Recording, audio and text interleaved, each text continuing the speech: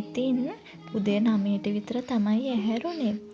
ඒකත් හදාගෙන බීලා ඉක්මනටම උයාගත්තා. උයාගෙන ඉවර වෙලා උදේට කනකොට වෙලාව 11ට විතර ඇති. අද ඉතින් මං හදාගත්තේ බිරියානි රසට රසම රස බත් එකක්.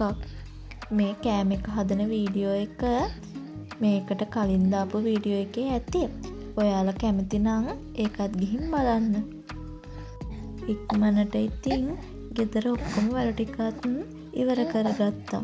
ඇත්තටම අද ටිකක් විතර මට කම්මැලි හිතෙන දවසක්.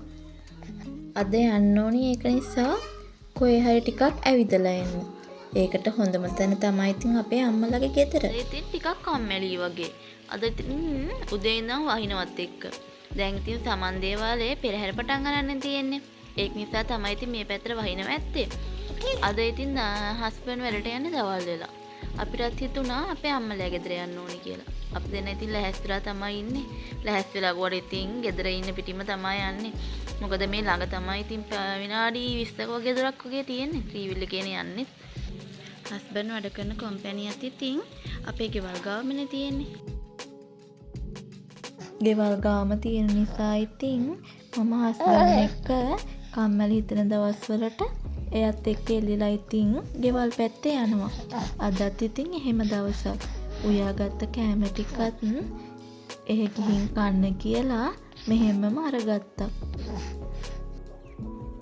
උංග දවසකට පස්සේ හම්බුනේ මගේ යාළුවා මේ.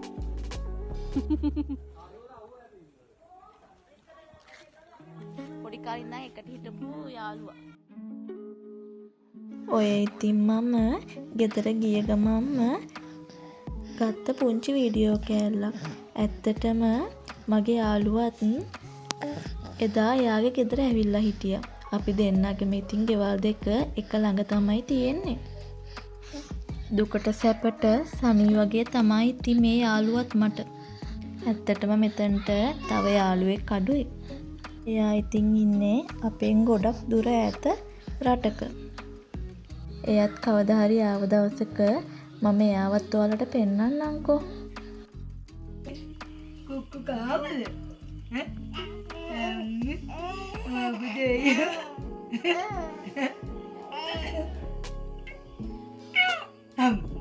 මේ ඉතින් මගේ අම්මයි තාත්තයි. පේනවනේ එයාලා මගේ බබාලා දෙන්නට තියෙන ආදරේ. ඇත්තටම මෙතන ලොකු බබත් ඉන්නවා. එයාව ටිකක් ඉතින් වීඩියෝ කරගන්න අමාරුයි. මොකද එයා එහාට දුවනවා මෙහාට දුවනවා. එක් බබෙට නෙවෙයි ඉතින් දෙන්නටම අච්චි අම්මයි සීයයි ගොඩක් ආදරේ. හස්බන්ඩ් ඉතින් වැඩ ඔෆ් වුණාට පස්සේ අපි ගෙදර එන්න පිටත් වුණා. මේ බලන්නකෝ අපේ අම්මලගේ ගෙවල් පැත්තට චුට්ටක්වත් වහින්නේ. ඒ වුණාට දැන් අපේ ගෙදරට හොඳටම වහිනවා. දැන් තමයි ඉතින් අම්මලගේ ගෙදර ගිහිල්ලා ගෙදරට ආවේ. මම එහෙනම් ඉක්මනට ගිහිල්ලා වොෂ් එකක් දාගෙන එන්න බඩත් කිව්වා.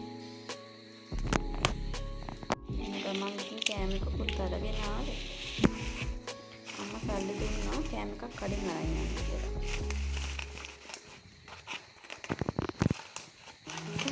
දැන් ඉතින් වොෂ් එකක් එහෙම මන් දාගෙන ඇවිත් ඉන්නේ.